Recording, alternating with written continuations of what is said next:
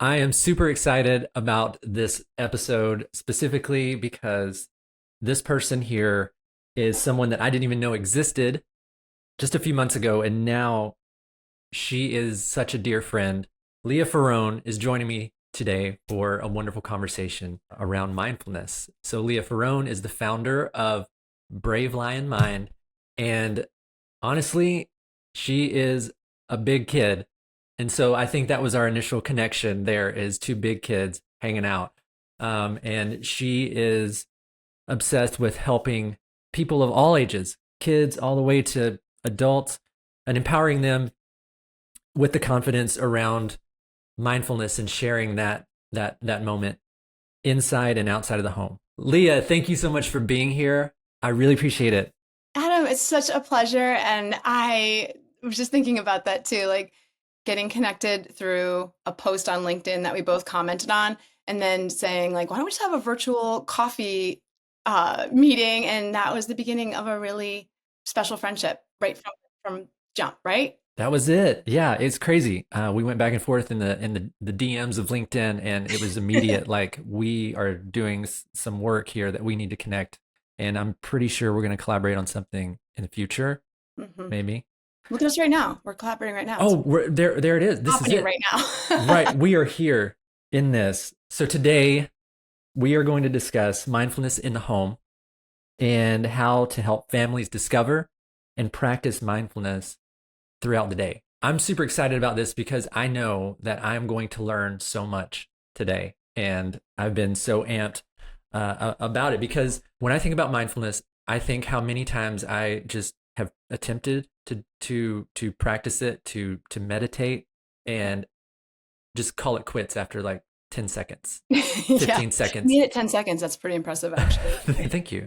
I'm a pro now. I'm a guru. Truly like setting still and close my eyes, maybe listening to some guided thing, and just my brain is in 100 million different places. And I know that's really common. Yeah. But you said something to me in one of our coffee chats not long ago when we were talking about this, and you said something that really stood out. And now that's all I think about. And you had mentioned that when your brain goes off into these other thoughts of like, oh man, I have this long laundry list of things to do, or this needs to be taken care of, or blah blah blah. That's the meditation. Like that part is the meditation, and then being able to just bring yourself back simply to your breath. That's it. Yeah. And That's the work. that's the work. So like I typically did, overcomplicate everything. Now being It's the able to, human way. It's the human it, way to it's, overcomplicate. It's being a human is a complex experience just in and of itself, but we do a really good job of like compounding that, don't we? yeah, yeah, yeah. It's a condition, right? Yeah. No, but like being able to take something so simple and just bring it down to that. That's helped me to really focus. And so in the mornings, I do about 10 to 15 minutes of stretching and yoga, and then I'm able to throw in like a minute of mindfulness meditation. That's Um, incredible. yes, and I let my brain do what it does and know that like this is what it's about. And it's because you said that a few weeks ago. Adam. Um, Wow. All right, cool. You know how I like to so much to say about that, but one thing that I thought of immediately is when I work with kids, we don't necessarily we do little brain breaks, which I don't really call it meditations, but where they just practice just focusing on maybe one sense, like just listening for a minute. Like a minute is a really long time. Kids can do it. It's pretty incredible. And I say, catch, challenge, change. So like it's the catching. It's like the catching your mind wandering or leaving the moment to ruminate or project about what's coming or whatever else it wants to distract you with, or focus on. And then so if you catch it like that in of itself is a win. And then also challenging it like, okay, actually, you don't need to think about that right now. I know it feels important to you that like I'm very clear on the to-do list today, but actually, this is what we're doing. So I'm gonna catch it. I'm gonna kind of challenge you prioritizing this thought or this other thing, and then changing it is like, yeah, having that ability to say to yourself, like, I do have 30 seconds, like I do have an hour to wow. dedicate to this moment, right? Or like really being present in the moment.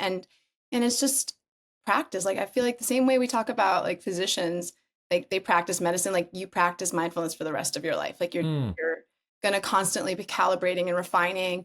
And there's days, no matter what mindfulness looks like it doesn't always have to be formal meditation practice to be impactful and beneficial to your well-being. Of course, that's wonderful if it can be a part of it. But like I think about this as a parent, we're going to talk about this a lot. When my kids were little, meditation was just not available to me in that season. I mean, they're still little, but not available to me in that season of my life, like being exhausted and like having sleepless nights where kids were getting up early to meditate. The priority was getting sleep so that I mm. could like be a sound human during the day. So my meditation practice was woven into my everyday activities and like quality of presence. And some days it looked like I would be like, wow, kind of nailed it today. And then other days it would be like, do you have one memory of this day because you were not like present for any of it? And that's where the self love and compassion is so important, Gosh, right? that I feel like we could close that. We're done here. Just And wrap it up. scene. End scene. We're done. Wait, Let's. look at my mood ring is changing, by the way. Oh, wonderful. Okay, so your mood ring was black or amber before this. Yeah, I A was a little nervous, nervous. and now It's changing. it's getting brighter. It's still, oh, the blue's coming because blue's like you're calm. So, friends that are listening, and Adam said that I'm like a kid at heart, and I am. I bought this at a toy store a week ago, and of course, like we went because we were with our kids. But like I love going to toy stores; they're just magic. And I saw this mood ring, and I haven't. I'm gonna be 48 in 2 weeks, so I haven't worn one of these since like in 30 years. And so I was like, I should get one of these and wear it. And why can't I wear it at 48? And I put it on this morning, and I was like, wow, it's actually accurate. This is incredible. You're like, I'm so excited. Black. Great. Oh, okay, black. But Uh, but Adam, but that is part of it. I know we text about that this morning, but I want to say this about mindfulness because I do think that people hear the word like it's used all the time and it can mean a lot of different things to a lot of different people. But there's two things that I always feel are so important. One, it is for everyone. Like mindfulness, living mindfully, whatever tools and practices are part of your toolkit at any given time in your life or any season. It's for everyone, all ages, like any background, any lived experiences. There's mindfulness is a practice that can benefit everyone. I was thinking about like if mindfulness was a person, like what would they want to tell us? Like what would they want to say to us to really mm, help us understand what it is? And I read this, it's not my words. And I think the woman who said it first, she was talking about something else. Her name is Stephanie Tyler. I found her on Substack. She was talking about something else. And I thought, oh, that's mindfulness. And it was that you don't need to fix yourself. You just need to know yourself. And I was like, it really took me back because I thought that's really what mindfulness is. It is this lifelong self study in this really kind and curious and loving way. And of course, when I say like you don't have to fix yourself, like of course there's places that we can polish and that we can refine and we can, calibrate. But essentially, like we're whole and magnificent and unique, each and every one of us.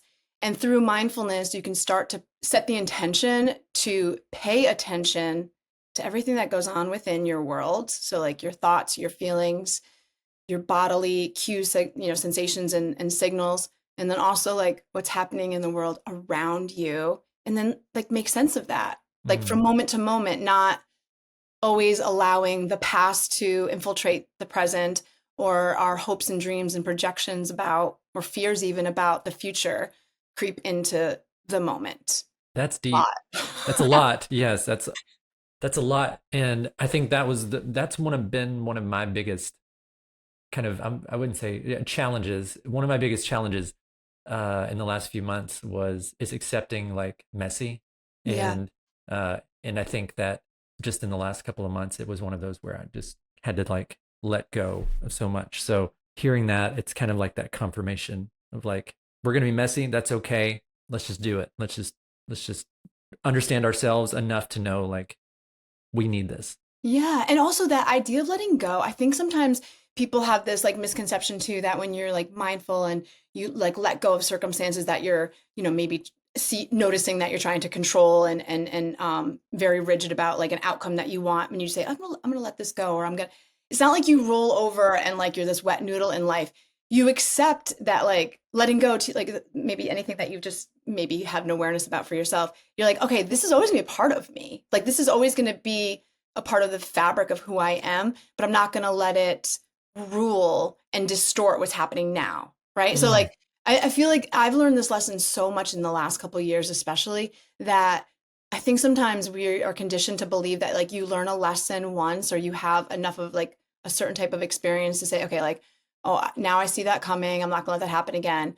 But like I think you do that for the rest of your life. Like you're always learning sometimes the same lesson and maybe the degree in which it shows up changes the more you pay attention to it and you're able to like catch and challenge and change how it impacts you. But I think maybe you and I use that analogy too, where it's like this idea of like a school bus where like all of the like the fear or like some of the trauma or all the things that have happened in our life are like riding on the bus, but they don't get to drive the bus. And sometimes they'll like creep up the aisle and like try to like get in the seat with you. And it's like that's what mindfulness is, noticing like, oh, I'm not, my like compass is or that like that safety and that acting from a value or virtue that is accepting of the moment is not driving anymore. It's like this old story or this old, but they can be on the bus. They just have to be like in the way back, like where all the middle schoolers hang out. Or the high school get kids. back there. That is a wonderful visual. I'm seeing this play out like a Wait, little actually, short. yeah, actually, I feel like no disrespect to middle schoolers, I love them, and their brain is doing massive work. But you're right; they are the ones that are going to like try to sneak up and drive the Oh, bus. oh, Like they 100% know middle like where school. they're going. Yeah. Yeah, Oh, yeah. You nailed that perfectly. we're green. We're green. We're getting there. We're We're getting there. there. Okay, good. Green, everybody. Green. Green mood ring. Blue is right around the corner. It really is. I feel like it's coming up from the. It's like coming. It's coming in. Yeah.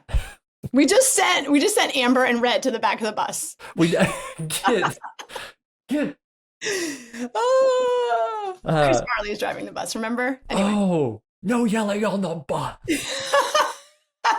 R.I.P. Farley. Oh gosh. God, we could, yeah, he's what a wonderful, What a wonderful. hilarious human. Well, I'm ready to dig into some questions here. Let's do it. I'm ready. Yeah? Okay. Okay. When you say mindfulness, what does that actually look like in a real family's daily life? So for every family, it can be and look different. But I do want to share that I mentioned that I'm going to be 48 in 2 weeks, and that's something that a Leo will continue to do, like keep talking about their birthday. I just wanna let you know that. But it's I'm gonna important to mention noted. this Yeah. because the reason why I'm so passionate about sharing mindfulness tools to children and families is because I was a child that was raised in a home that embodied mindfulness culture, I'll say. And again, that was like this, I was born in the late 70s, so 80s and 90s, before mindfulness, like this word was even something that was part of mainstream culture. And that really didn't happen until, the late 90s, like John Kabat-Zinn did the work of creating the mindfulness based stress reduction course that was really science and evidence based. And that really like gave the credibility here in the Western world that mindfulness, which again I'll define in a second, meditation can rewire your neurology to your benefit. And he did that with a group of patients that were in chronic pain and who were not responding to all of the treatments that had been provided to them. And he's a molecular biologist, and he said, "Let me like just take this group." And he practiced meditation. He practiced. He read them poetry. There's a lot of like creative expression, but what he did was establish this idea. So the definition of mindfulness that I always use his definition because he really is like the godfather of mindfulness is that it's paying attention to the current moment on purpose, like setting that because we can pay attention, but like it's our minds are a million other places, right? So paying attention on purpose without judgment, with a certain quality, and I think he says for the betterment of knowing ourselves. And when he talks about the quality, that's where I think this is a really important way to talk about mindfulness for families, especially. And this is how I was raised. And again, I think about the way that I was raised and how I was raised in a mindful home, but then formalized my practice at 18, like by going to a meditation school. Like, so I was an adult at that point, Wow. almost an adult at that point. And I like, you know, my parents had given me the foundation. And then I was like, oh, I'm actually going to establish my own formal personal practice and go to a meditation school and as a student. So when John Kabat-Zinn talks about the attributes of mindfulness, he talks about paying attention to the current moment, but doing it in a certain way.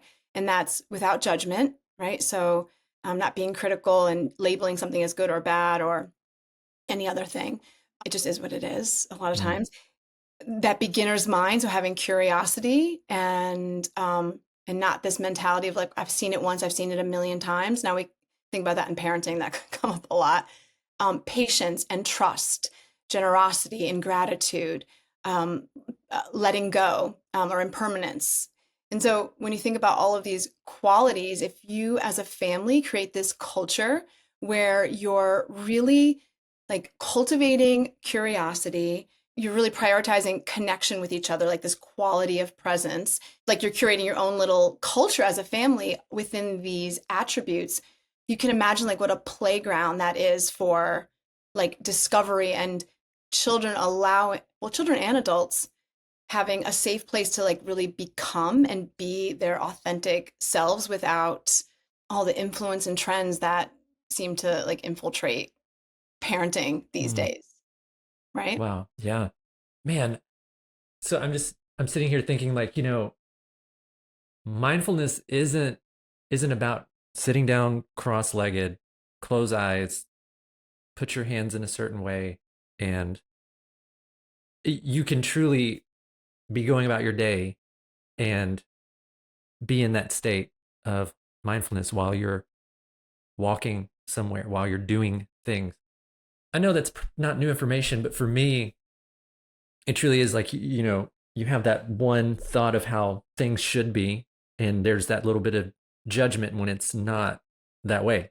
Hmm. And then it's like, well, I failed, so I'm Yeah. out. I can't do this. I'm done. I can't. And I don't have kids, but it is one of those things where most of my friends uh, have children, and seeing that, like, it's like, how would they even be able to find time Oh to gosh. even, and you're a mom of two, Yes. and it's just like I think about that all the time, especially with the work we're doing at Cave House. Like I'm constantly thinking about that, of like, how are they finding time to like check in on themselves, I think it's the constant struggle as a parent. And so many of us, like, we all have so many roles that we play.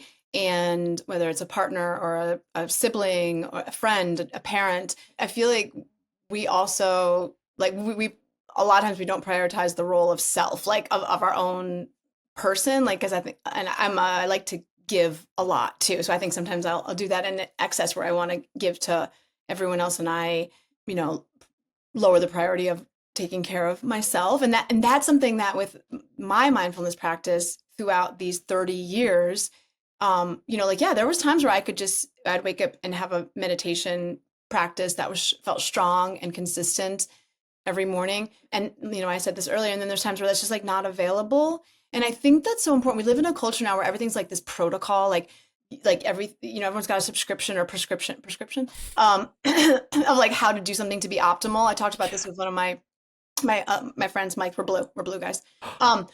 Mood rings blue. um Boom, we did it. We made it. We made it. Yeah. Um, so this idea of like like high performance and like it only has to look this way to be beneficial. Like we have to just like get rid of all that, like throw all that garbage out the door because like every single day is different. You're different every single day. Like it really, if you allow yourself the opportunity to be open to that idea that you're different every single day. And the needs of every day are different. So if you build a mindfulness practice that does maybe you have the aspiration of sitting on a cushion and meditating, which really is, I mean, that is mindfulness for sure.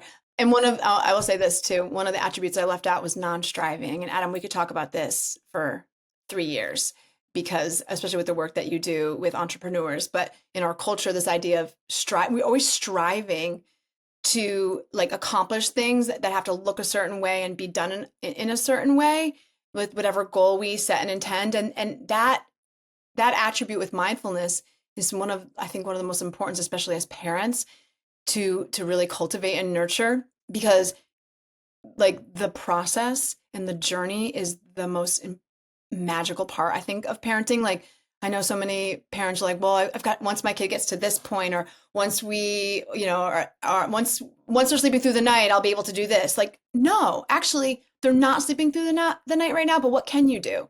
Like, how can you enjoy this journey of your child's becoming and be patient with yourself, but also like when you pour your coffee in the morning, slow down, like put your phone away and like pause, smell the coffee, like pick the mug that feels like not just like turn off that like robotic automated Mhm.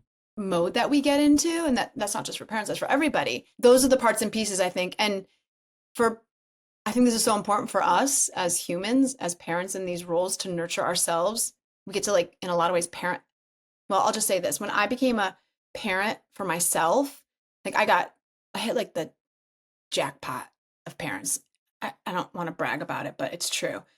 But I really did. And so in many ways, I was like, how could I ever be as good as them? When I became a parent, and with my partner too. I mean, that's another whole video series, is like parent, parenting with a partner, because like you've got two psychologies and lived experiences coming to this incredible responsibility that takes so much patience and cooperation, and accepting like some things for your partner feel like a non-negotiable choice in Mm. parenting, and but it's not really non-negotiable for you. So can you like release a little bit of your like there's a lot of that, and I also hit the jackpot on that piece. But when I became a parent and I was thinking about the way that I was raised, I immediately started noticing like all of the pressure I was putting on myself to parent in a certain way, and make my parents proud, but also like, oh, I want to keep that cycle going.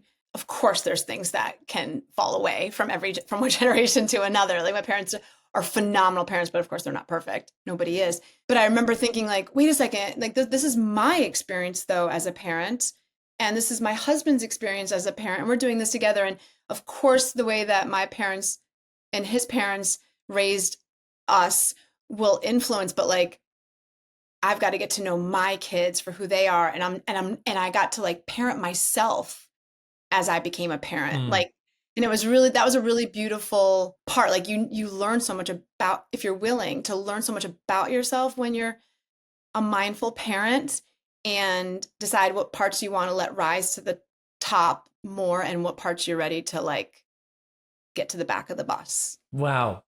It's crowded back there. It's crowded. You're shedding so much of the stuff and putting it in the back. Yeah. Wow. That is. I feel like that in itself, what you just said there, is like a whole other series of like being, parenting yourself as a parent. Like what? That just Know kind it. of that just. I'm making a mental note now, so we'll have you back on Okay, and let's we'll do that. we'll just dive into that. But Because we have my mom on. You met her, right? So she could be our oh my elder gosh, generation yes. to talk about that. Oh gosh, she can be our sitting, like she can just be my sitting kind of mindfulness, like just she can be the one that's in every episode just kind of hanging out and then just chime in every once in a while of like, hey, You're like, let's talk to yeah. Kathy. And she's like, I've been listening.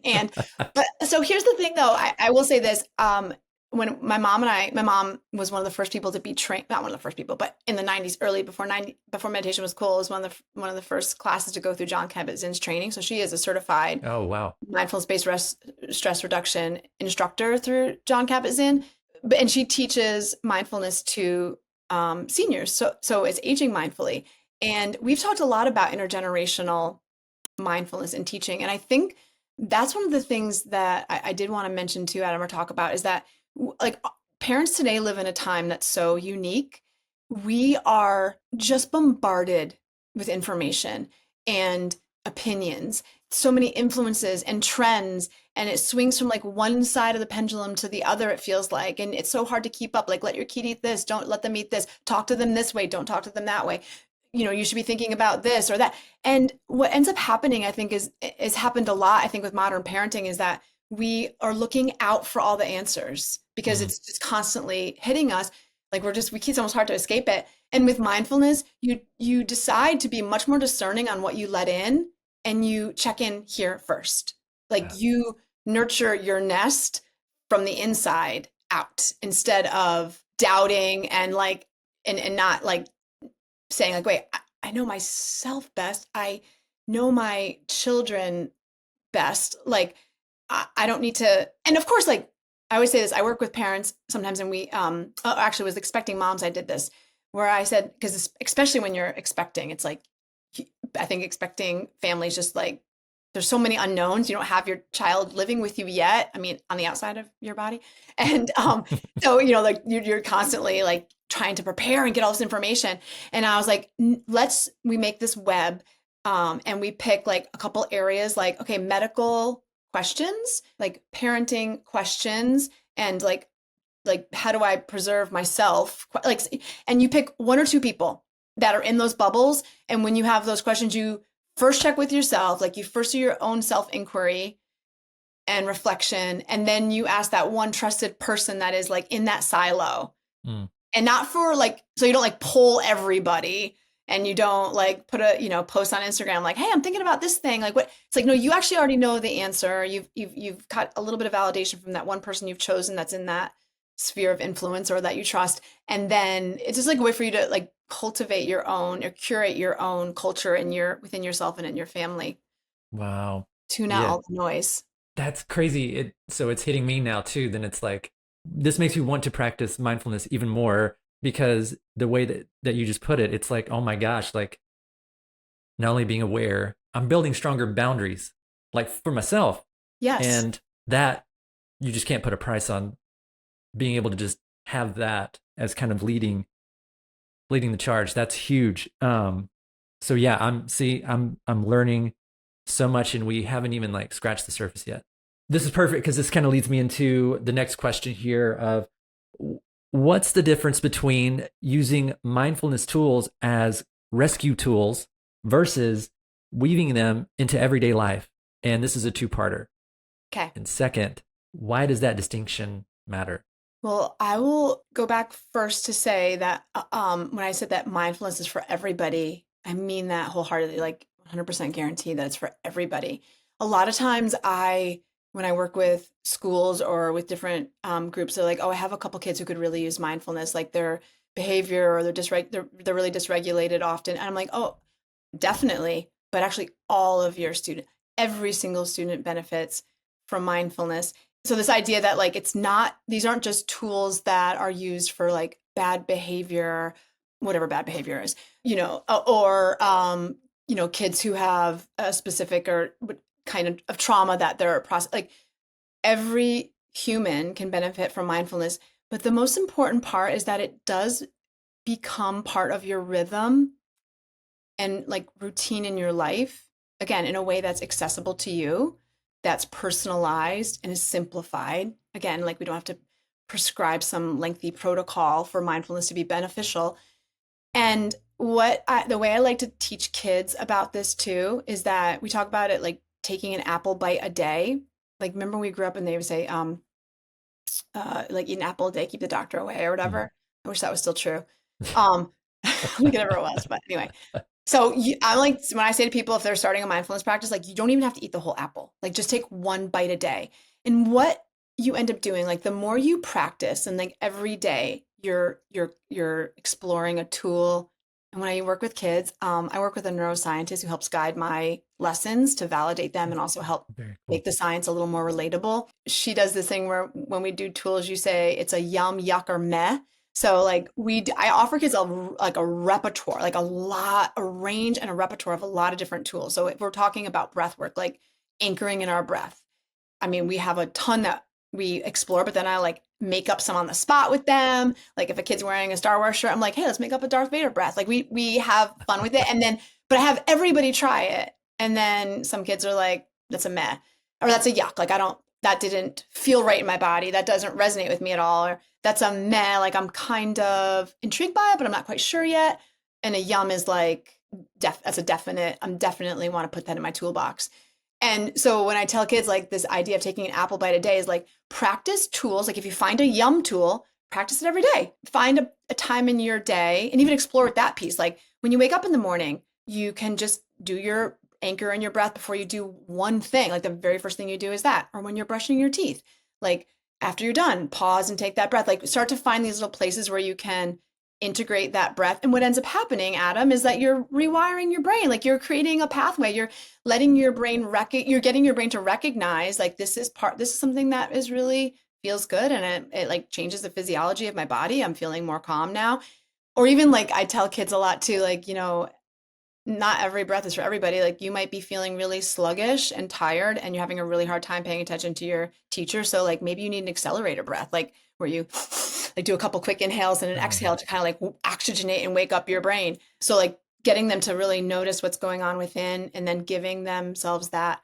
But so what ends up happening is like if you're doing these tools all the time and you're just making them part of your rhythm in your life, whether you pick a symbol that when you see this symbol, I'm going to do that tool. For example, like if when I see a star throughout the day, I'm going to pause and I'm going to practice my yum breath, whatever it might be, And again, some of them can be like performative and some can be like nobody knows you're doing it. And that makes it playful and it makes it kind of fun. And also you start paying attention to your environment a little more. Hmm. And then what happens is your brain recognizes as part of your well-being. And so when you are dysregulated or you're carrying a significant emotion that you can't find your way out of, you're quicker to pull on that tool, or it's more available to you than someone to come up to you and be like, remember that one time 3 months ago when I taught you that breath and you thought it was kind of cool? Let's try it now. Like that doesn't work. Like when you're dysregulated, and so I always laugh like when you're upset and someone tells you to take a deep breath, you want to throat punch them. Oh, Because like 100%. not available to you at that moment. But if you've been practicing, you've been taking that apple bite a day or a couple bites a day, you're like, oh, that thing does work for me. And I Hmm. might not be able to do it right this second, but maybe in like 5 minutes I can do it. Does that make sense? God, it makes sense. Yeah, and I'm sitting here too, like when you were the yum, was it yum yuck or meh? Yum, yuck, meh. So I'm thinking about this as like, man, using that as adults. Like now I'm gonna do Do that. it. I'm gonna do that, Yum yuck meh as an adult. That would be perfect. I love that. It makes it silly and fun and No, simplified too. Like, yeah, you're yeah. yeah, Like you can and imagine like calling your friends and being like, guys, I want to go to this place, yum, yuck, or meh. And they're like, meh. and then you find out that the yum is the Darth Vader breath. So now you're grocery shopping and just going, and people are like, "What the heck is So going on?" that's okay. This is another fun part. Like we talked about like adaptability with some of these breaths too. Like when I work with young kids, we make some of them really silly and like they're big, right? Like my mentor, the person who I learn how to teach mindfulness to kids is Chris Willard. He's written a ton of books. He's written Alpha Breath, which is a great children's book about breaths. And he does this alligator breath. And so you like hold your arms out and you breathe in and you open your arms and then you exhale and you like clap your hands together. So like this big performative thing. And kids Yes, love that. And yes. of course, like the lion breath, as my brave lion business, like we do like this big, loud, like, or inhale and then this big, loud roar exhale. But then I'm like, guys, we can't always do this huge alligator clap or this big lion roar. Like if your teacher is offering you a lesson, like you can't, it's not really Uh, appropriate. Right. So like so we talk about like, how do you adapt and like, so we do like the big, like grown up lion. And then we do like the teenage lion. And then we do the baby lion where it's like they don't, like oh, you just nice. how to calibrate, right? And like, and so, and they always think that's so funny. And that we do that. I think Chris actually had done this, the alligator one, or one of his students had taught him or had mentioned to him, like, oh, for the alligator, it could be like this little baby one that fits in your pocket. And you just go, but you can do that under your desk, right? Like you don't have to, yeah. Oh, I love it. You're at a boardroom in a board meeting and you just like, guys, let's everybody do the alligator breath. Okay, let's do the mini alligator breath together. Okay, ready? Ready? Gosh, that's good.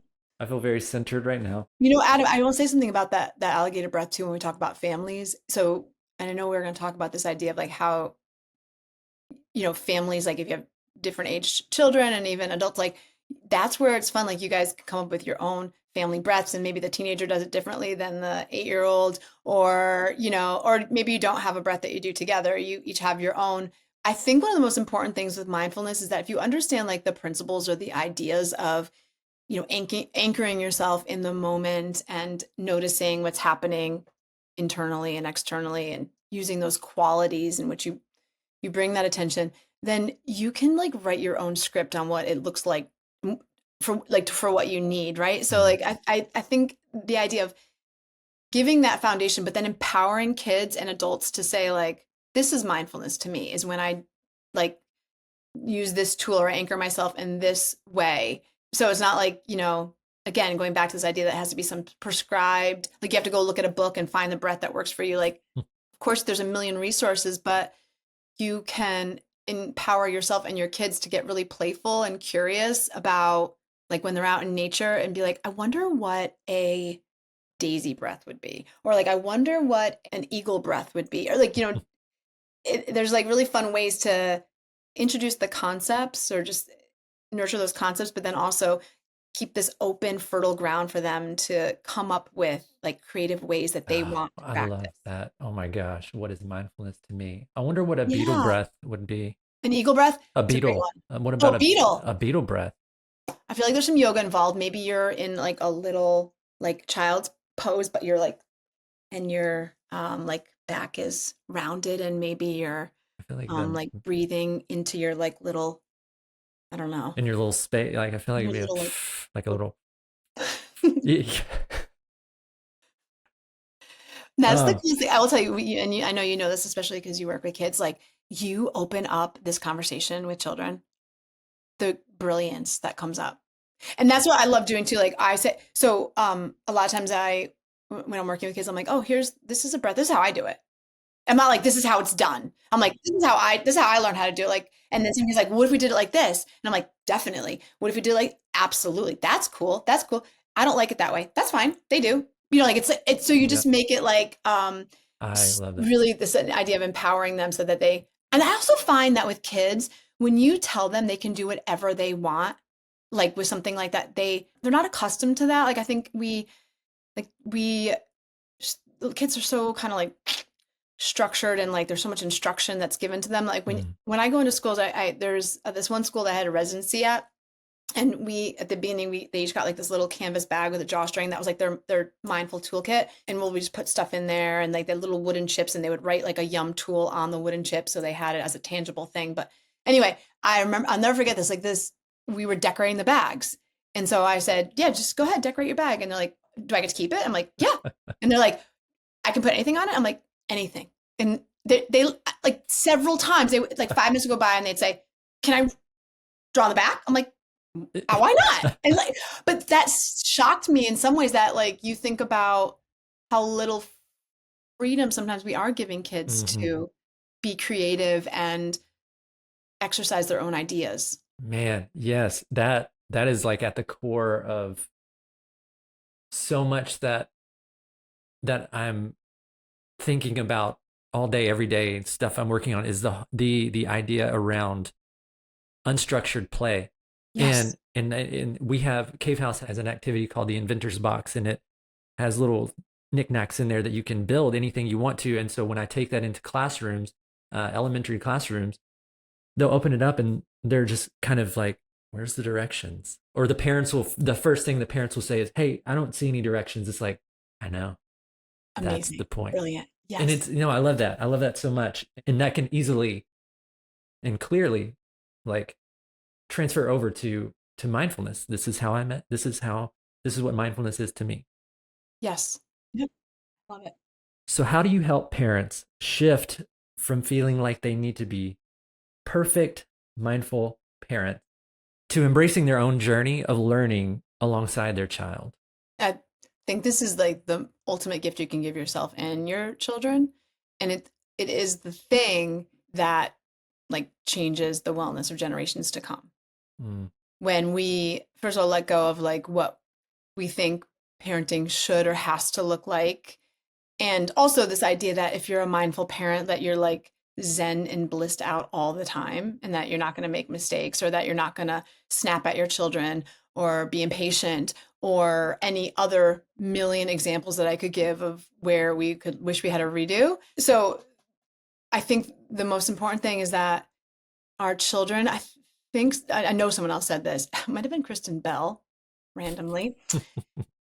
She's got some really good parenting advice, but she says something like that, your kids do what you do, not what you say. So the more that you can embody that quality of presence for yourself, for your children, and when I say quality of presence, it's like leaving your phone in the other room, paying attention to the bids that your child is making for your attention, acknowledging that you don't have to do anything grand or special, or I keep using that word performative or whatever, for your child to have like the most glorious moment with you. Like I I think sometimes we are totally conditioned and like duped into thinking that, like these staged and curated lives that these kids are like apparently having on Instagram are means the most to our kids don't care about any of that stuff.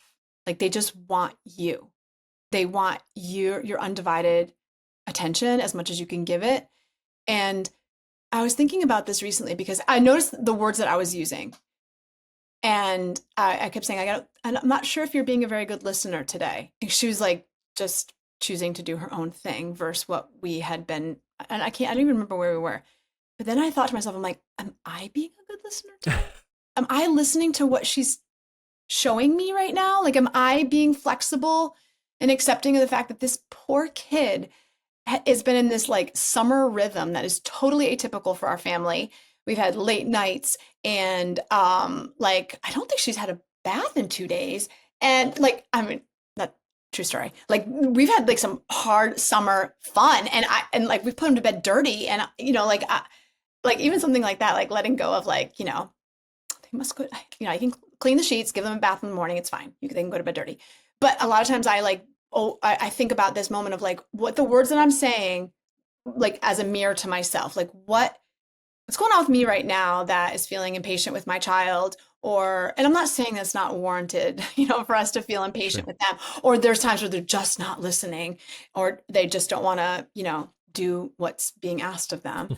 And that's part of being a kid. But I do think that to be first of all, there's no such thing as a perfect parent, but the greatest gift you can give your kid is the quality of your presence. Literally Mm, nothing else matters. I think Thich Nhat Hanh says this in a really like more eloquent way, but he says like the greatest gift you can give the world is the quality of your presence.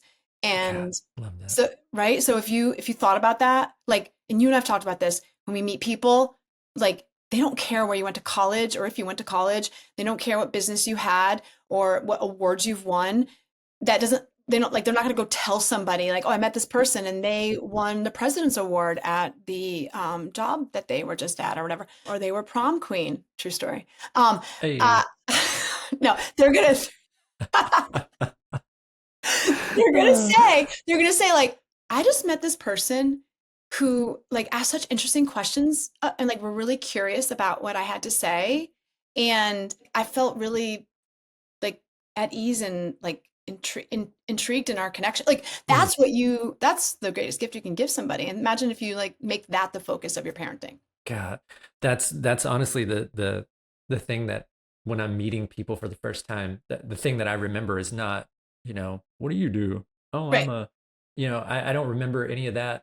I remember if they felt like they were my people, and they were kind and like just did cool stuff. But too, like a fascinating story, like I went snowboarding in the Alps and blah, this happened. I would remember that regardless of them being the CEO of whatever. But Adam, that's a really interesting thing too, right? Because like if that person, I'm not, who knows what kind of day they had, what kind of upbringing they had, whatever. But like if they had taken one moment more to pause and be like, do I need to say this to this person? Or like I just think that with a mindfulness practice, when you're able to like slow down and like create more pauses, I mean, I think that's the magic piece that like Viktor Frankl, I think, said like the pause is like the magic, the space between the action and the reaction, or Mm, is where all the power is, where all the magic is, and that's what mindfulness helps you calibrate and like establish is and whether it's in parenting, whether it's in any job, and to be honest, we're all parents to something. Like we're all nurturing something.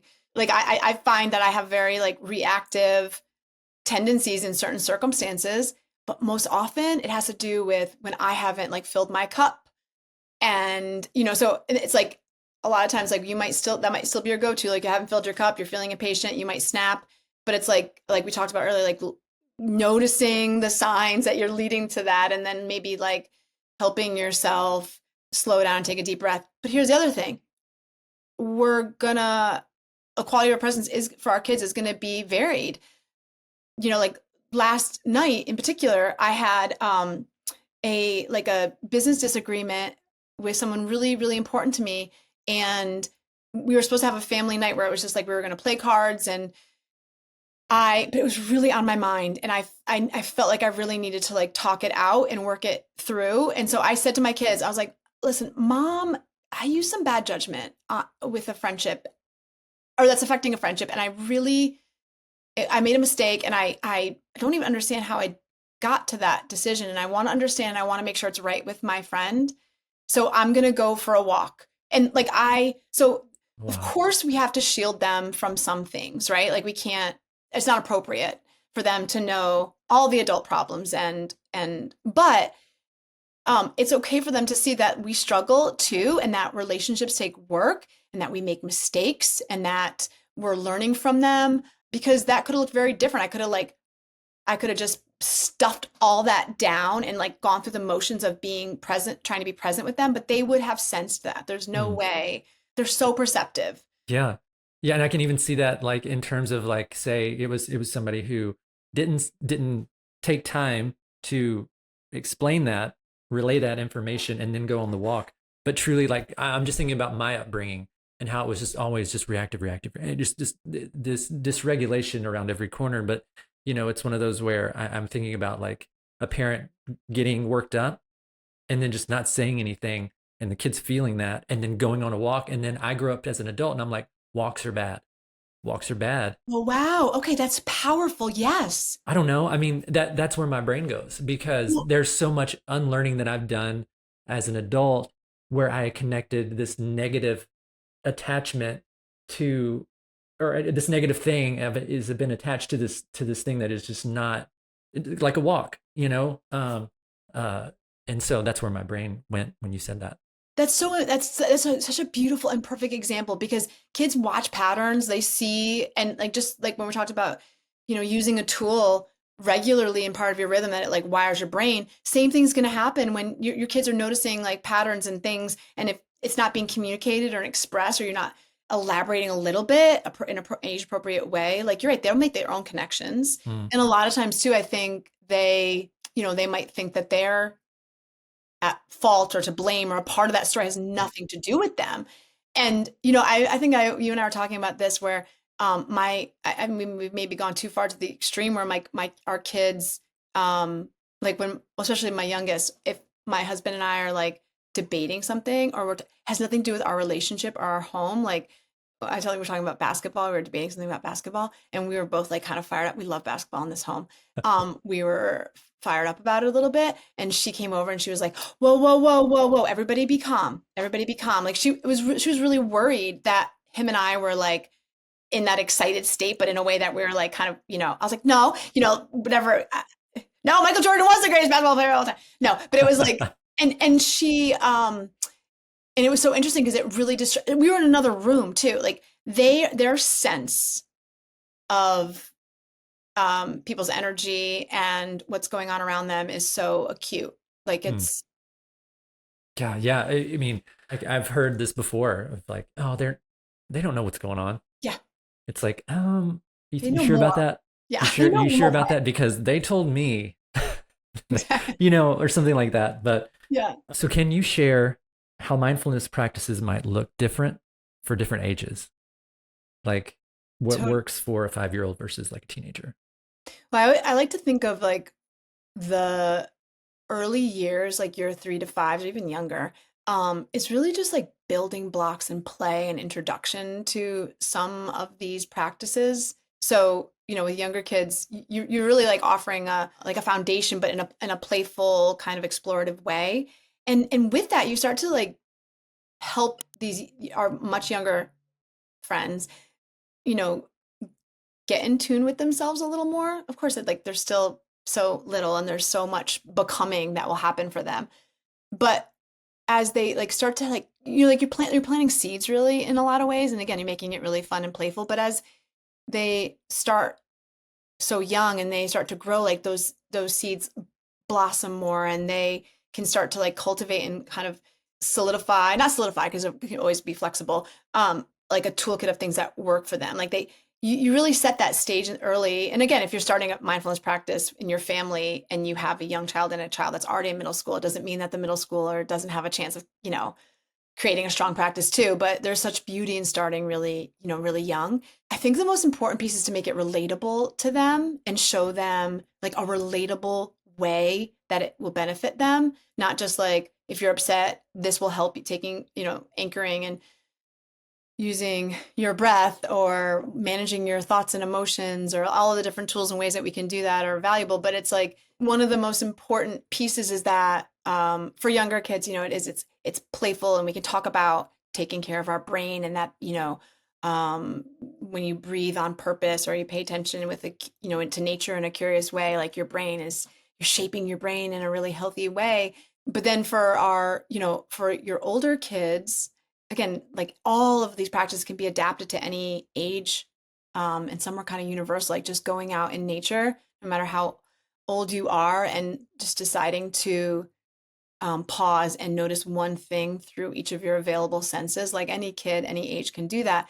But I think when you're trying to help a middle schooler or a high school student cultivate a practice, making it relatable and also like propositioning the benefit as something that like feels really purposeful and enticing to them, not just like, oh, I mean, the neuroscience I think is always really important and helpful. But if you learned how to do some mindful breaths that are really like a yum breath to you, when you walk into the cafeteria and you notice that the seat that you're always in, someone else is in it, and the table that you usually sit at is full, and you feel your heart like beating out of your chest, and you start to sweat, and you're panicked and you're frozen and you don't know what to do. Like using this breath actually is going to tell your brain that you're actually safe, and that you might have a moment to think of a different choice for yourself, versus maybe like assuming that your friends don't want to sit with you, or that no one loves you, or you're not worthy of being a lunch pal. Something a lot like giving them like this way that they're like, oh, that's a way I can apply this thing. Like, so for the older kids, there's so many ways that you can do, like, let's use a basketball reference. We gotta. I really have a hard time using him as an example, but LeBron James is a yogi, and it's not just because it helps his back, but it's also helps him with his balance and his performance. And he's really found that yoga is a really important part of his practice, because like he really gets to know his body well. So like so a kid, you're like, oh, LeBron, right? Do people even like LeBron James anymore? They do, right? I don't know. I'm so sorry. I'm not a sports person. Oh my God. Adam, I'm not either, but basketball I am. Oh, Okay. But anyway, so but like but so when I teach kids, I always do bring up basketball, because all these young boys, like these middle school boys, I'm like, have you ever seen somebody take a foul shot, and like when they take a deep breath before, and then they, like you give them these examples and places that they've seen, and or like if you are a in band, and the flute section is about to enter the oh yeah. piece, and you're getting a little you're getting a little nervous, and like you can take a deep breath. Like there's these little ways to show them like the relatability and their and relevance to them, that makes it kind of, I think, fun and adventure, like a fun usable tool for them. And then Oh, totally. yeah. They connect to that piece, and then it's just immediately like, okay, I can visualize. Done. Got it. Right. And Uh, then the same thing for the parents, like speaking that out loud too. Like, holy smokes, I have a really big meeting today, and I'm going to speak about this project I'm working on, and I'm nervous. So this is what I'm going to do before I walk in, I'm going to listen to the BC Boys, and then I'm going to do like a couple breaths. Uh, but like that idea too, like, Yes. the playfulness or the thing that like I need to get myself amped up, but then I need to calm myself down, like, whatever it might be. Like, I think I do think that for families, if you're cultivating a culture around this, you know, having fun, hearing what other people think is interesting and relatable in your family and how they might apply it is really like a way of getting to know each other very, very well. Yes, I love that. Right? And yeah, and that I love that you are taking each of these, like, as you're talking through these questions, you may not notice it or not, maybe you are, but you're going back to kind of the foundation of this is mindfulness to me.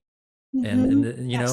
and I love that because again, we've said it 100 times already, is that so many people try to teach you these specific way. This is how you do it. This is how you do mindfulness.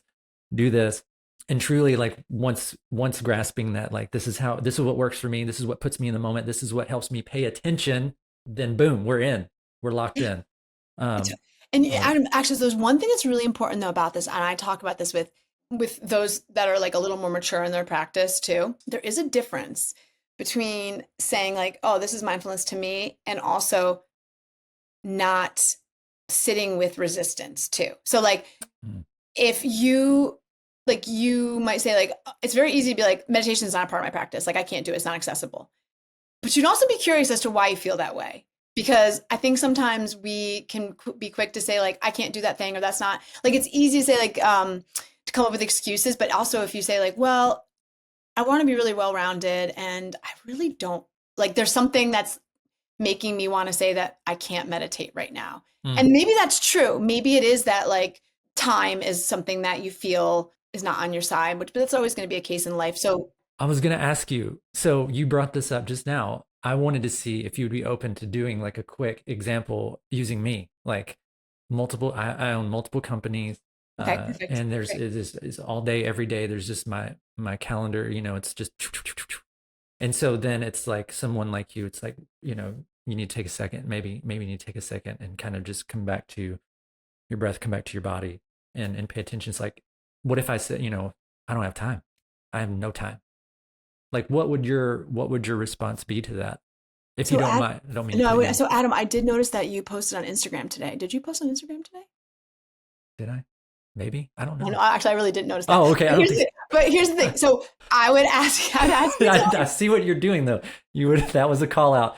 hold I on. love it. What I always, when I do like mindful mapping with people, I ask them to like write out what their typical day looks like.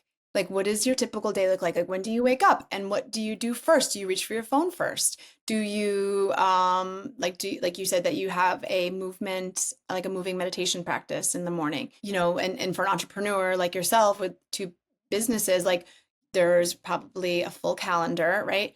So I like to first kind of establish what that day looks like, and then just challenge in a gentle way where there are pockets and where there are places that you can just use what's already happening in a way to invite a moment of stillness or an anchoring. And that's where catching our brain telling us that we don't have time, number one, that's like the first red flag, or that, like, remember we talked a little bit about this idea, it's a positive psychology practice of surfing, um, urge surfing. And this idea of like, we get like urges and impulses to do stuff all day long, like, and we become so robotic about it. But if once we're being more mindful of the way that feels, like when we finish this recording right now, I'm sure your brain's going to start telling you as we wind up, grab your phone, see what you've missed. You've got to check your emails, probably have a bio break that's due. And so your brain's gonna like say, like, those are the most important things for you to do right now because I know you scheduled this, but there's a lot on your plate. And you can challenge and say, actually, I'm going to turn this computer off.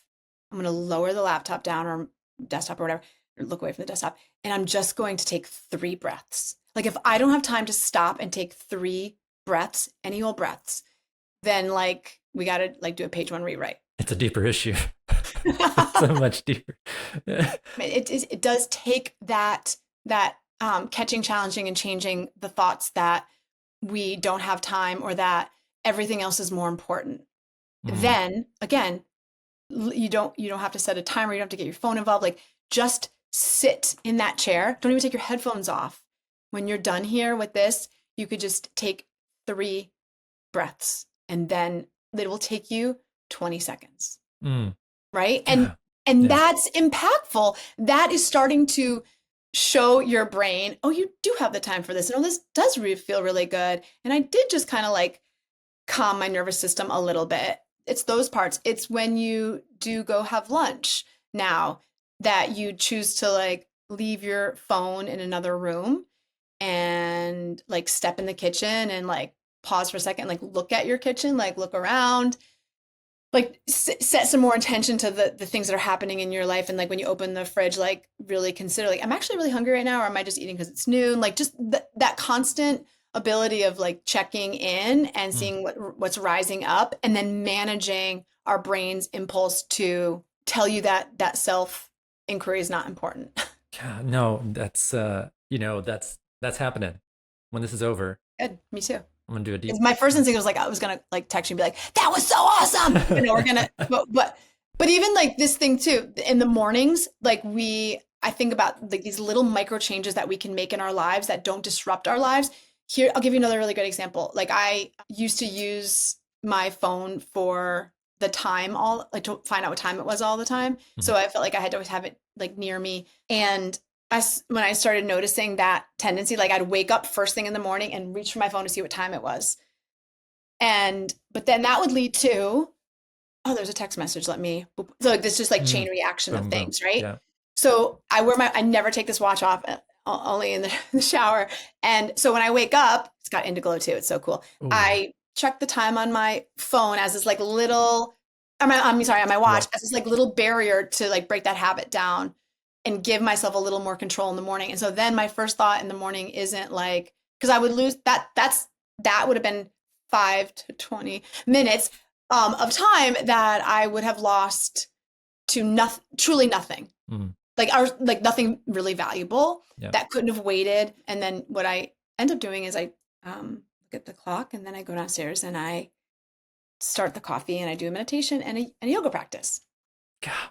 Well, maybe that's it then. Maybe because I've been trying to do that where I've leaving my phone in the other room at night before bed, just charging in the other room, and but I don't have a watch, and so like sometime in the middle of the night I'll wake up to like get a glass of water or something like that, and I'll just grab my phone and put it back by the bed. Be like, okay, that'll be there. Yeah, That's and your then I'll brain just do too telling you, yeah, like there's a necessity there, but right. we like condition ourselves and that's what mindfulness is like, start to question a little bit, like, wait a second, I'm in charge. No, like, no, we get ruled by our habits.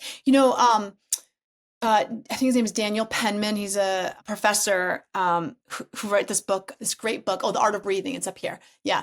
And he says that habits kill curiosity. And I think that's so fascinating Oh, because we talk about like how our habits are so important for efficiency and for productivity. But a lot of times what they lead to is us like just being so robotic and so automated that we don't think we have time for anything else. And mm, if we veer from that routine or those habits, that everything's going to fall apart. gosh, But yeah, really, you invite in so much more possibility and like awareness, and you do find more time. yeah. I feel like that's a whole other thing too. It's like because Let's just do a whole we series. just do a whole 16-hour series.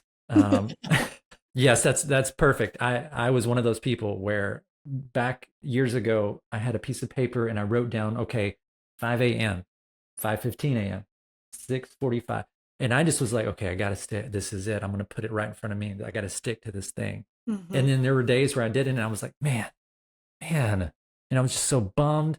And I was like, tomorrow I'm gonna stick to it. But what I realized is again, coming back to the moment, paying attention, realizing I'm killing these potential opportunities that are kind of creeping in. Like there are things happening where I'm like, I gotta do this thing. Hold on. And it's gone. And so I just said, screw it. I'm done with that structure.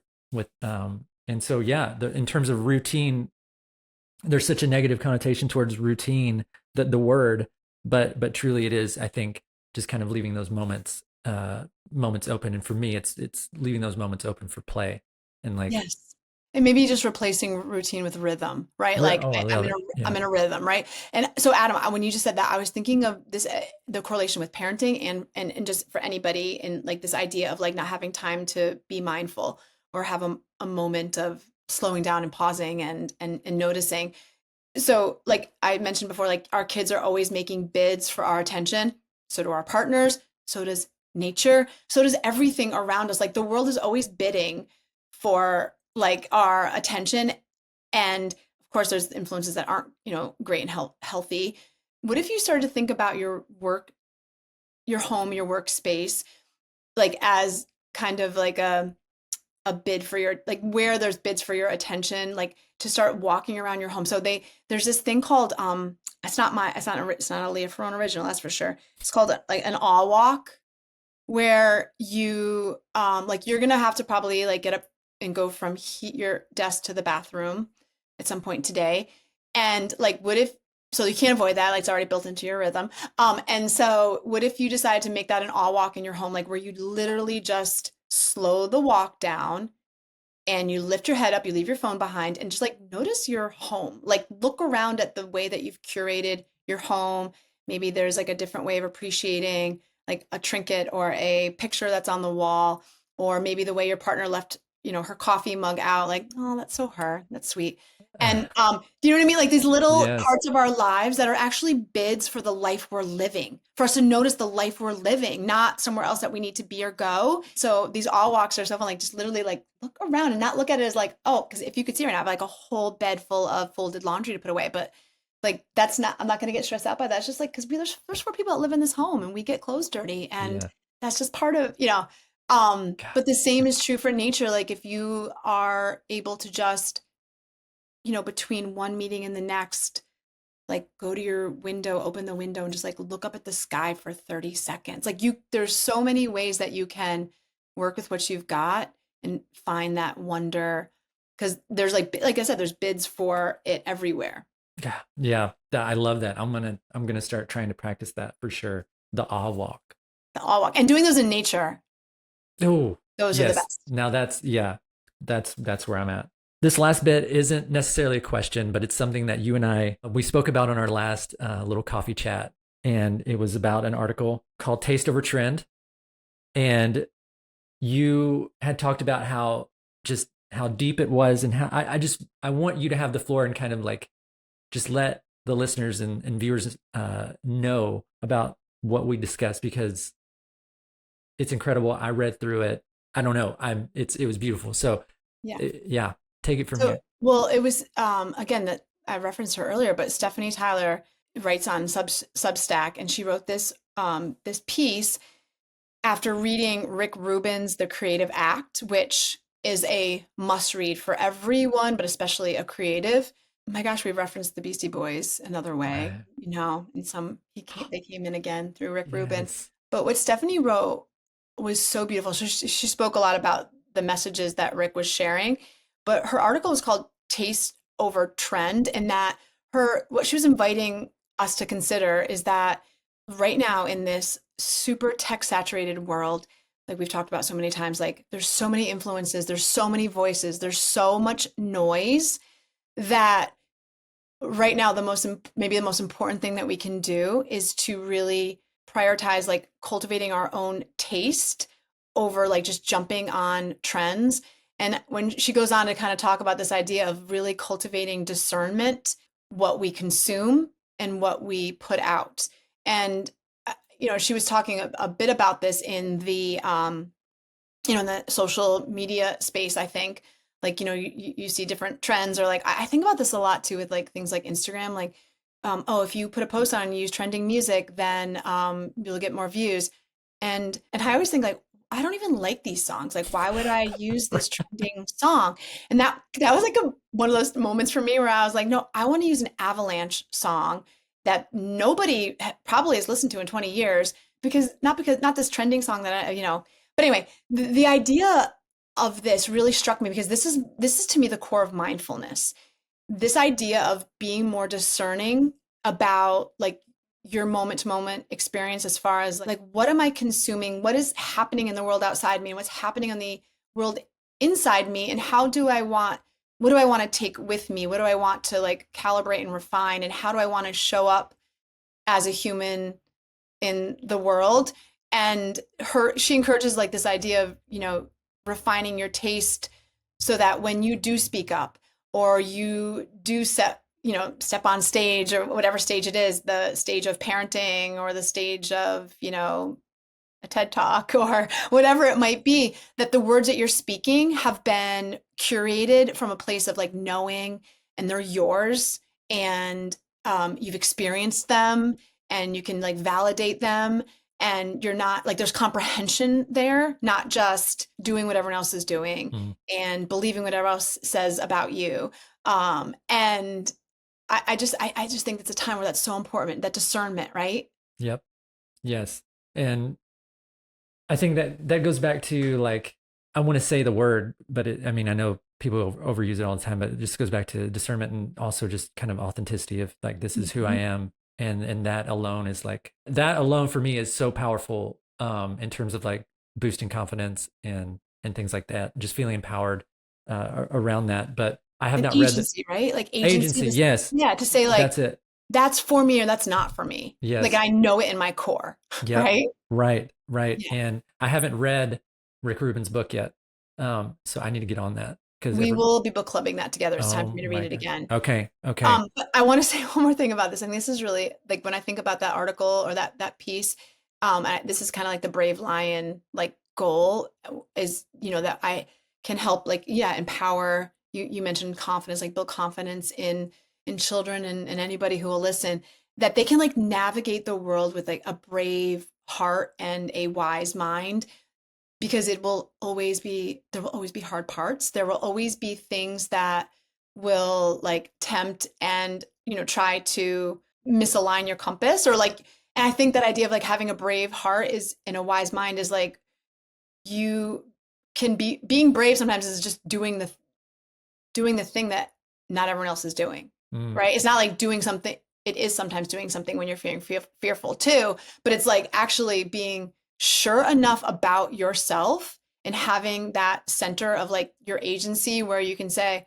everyone else is doing that, but it's not for me. I'm not going to do it. And for kids, that's so important, right? Because I mean, there's peer pressure and influences that guide us throughout our whole lives.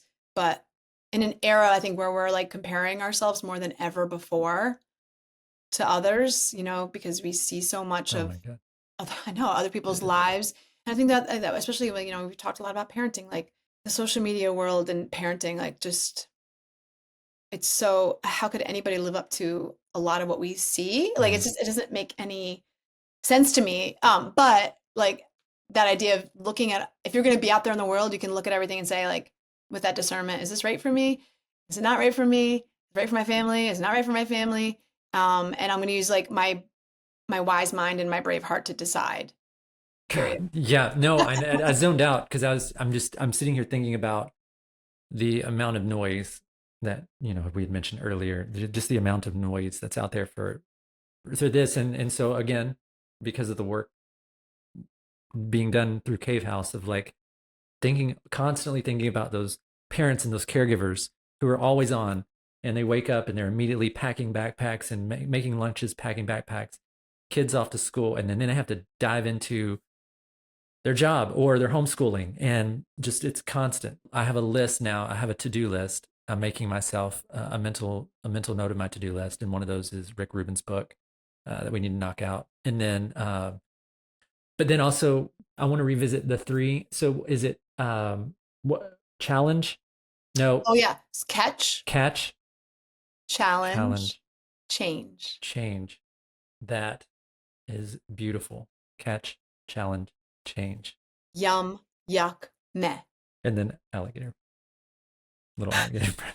So I can But do those wait, in meetings. all right, hold on. So you just referenced your to-do list. What is Yeah. the first thing you're doing after we say goodbye? 3 breaths. That's right. Probably 3 breaths. No, definitely 3 breaths. Absolutely a minimum of 3 breaths. 100%. 6 breaths. I'm doubling it. Double down. No, that's that would be the striver. Like the opposite. The non-striver is like, oh, she said 3 breaths, then I'm doing 17. 17. I lost count. Extreme hustle. Cold plunge. Uh, Hey, cold plunging does rock though. hey, I need to get on that too. That's on the list. Like, I want to say something about that. I know we're like way over on time, but the cold plunging thing. So this is a perfect example. I'm not saying that this is like a win for me. That was like everyone was talking about cold plunging.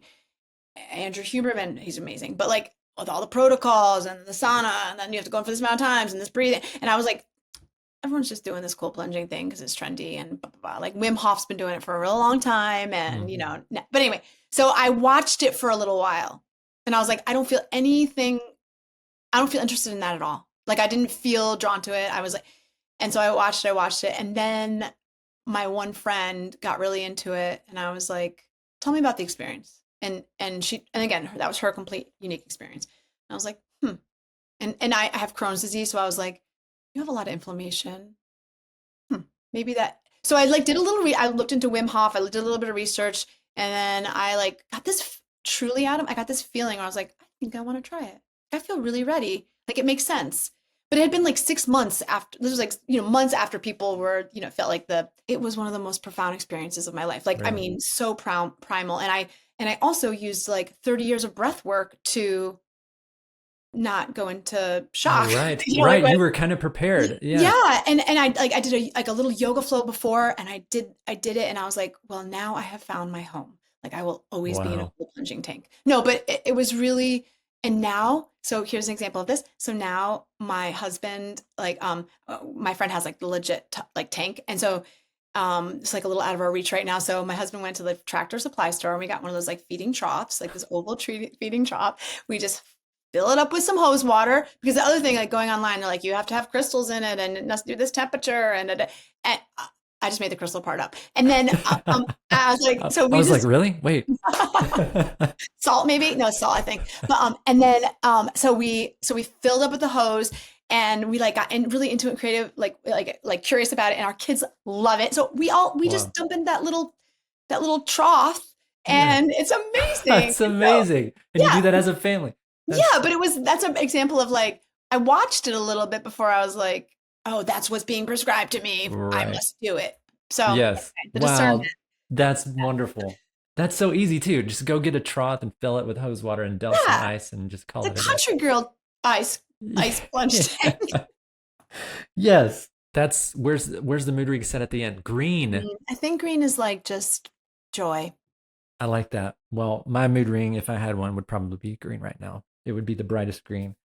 Thank you so much for doing this and being a part and having this conversation with me. I personally learned so much. To be honest, it made me super excited about practicing more. Really? And yes, practicing more, going longer, and because for me it comes back to boundaries and confidence, and that if holding tight to those and really practicing that every day.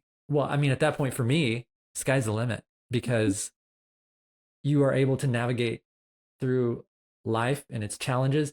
And someone like me who is, high level anxiety and just social anxiety and all of these things, and being able to have that as like a tool that I can just, that's free. Okay, it's free, that I can just throw out and just take 15 seconds, 30 seconds and practice that. And no one would even have to know. No. Um, that's everything. So I appreciate you greatly for sharing all that information. It was a lot, and it was a lot of good meat there. Well, Leah, I thank you. always I always learn something and feel like so much hope and optimism when you and I talk. I know that's Oh my gosh. optimism is your core, but I just want to add this one piece when you said the idea of like being free, and like the idea also that we're all like worthy of this, like taking the time to do this is Mm, so important. I think that's something we'll always like. I think Mr. Rogers was one of the ties that binds us from the beginning. And I think that's all he wanted us to believe, is that like we're worthy of like love and belonging. And that should be like the feeling that like that fuels the fact that we can have a mindfulness practice in the world. Like we yeah. deserve that. We're worthy of that. And to take time for ourselves and to know ourselves and the good, bad, hard, and ugly parts. Yeah. The The yum. You're incredible. Thank you so much. I know we will be talking soon. But thank you so much for joining us. And I cannot wait to have another conversation Me too, in person. in person. Yay!